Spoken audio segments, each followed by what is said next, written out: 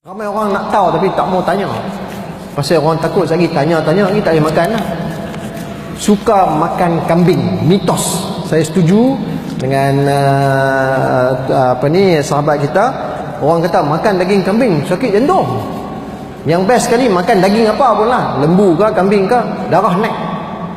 Weh, saya tak makan dah daging sebab darah naik. Tak kena langsung. Daging tak ada masalah dengan tekanan darah. Daging tak ada masalah dengan sakit jantung. Masalahnya daging jenis yang macam mana. Daging cincang tak usah. Sebab daging cincang dia ada lemak. Ya, pekakai dalam tak usah. Rasulullah sendiri pun abang jangan makan kot pekakai dalam. Tapi yang ni pula hari tu ada pula isu-isu depa kata ni hadis palsu lah kot. Pasal depa kata Rasulullah tak pernah kata pun jangan makan pekakai dalam. Saya tak tahu, saya tak pandai ilmu ni. Ini semua saya tinggalkan kepada ustaz-ustaz. Tapi dari segi perubatan, dulu kita dah baca ilmu kesihatan. Cikgu saya kata makan hati, makan limpa, bagus, ada banyak zat besi. Tapi lah ni saya sebagai seorang doktor perubatan, saya kata jangan makan. Sebab banyak penyakit daripada makan benda-benda ni. Gout, makan hati, limpa semua, buah pinggang apa semua, cari pasal. Orang ada gout jangan makan. Orang ada kolesterol tinggi jangan makan. So secara umumnya jangan makan. Makan daging pejai, kambing. Kita ambil 1 kilogram kambing dengan 1 kilogram kerbau dan 1 kilogram lembu. 1 kilogram kambing, kandungan lemak dalam daging tu adalah paling rendah bandingkan yang lain. So dari segi kalau kita nak kira daging tu kandungan kolesterol, paling elok kambing lah. Jadi marilah kita makan kambing beramai-ramai.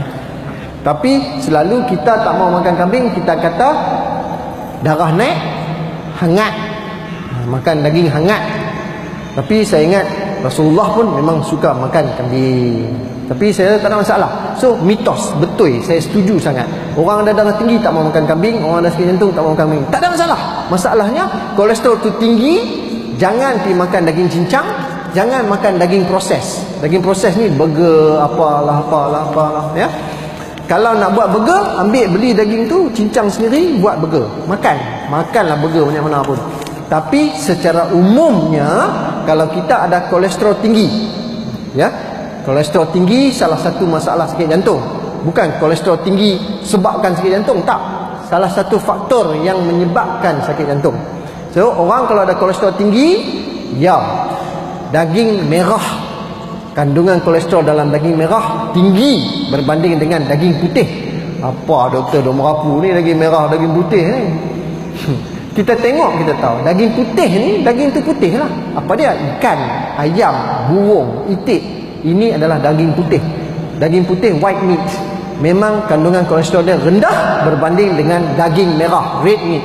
Apa dia? Lembu, kambing, kerbau, apa-apa semua tu lah.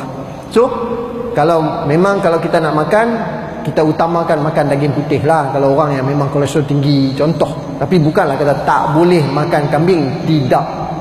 Kalau nak kata, saya kata jangan makan pekakai dalam, itu saja.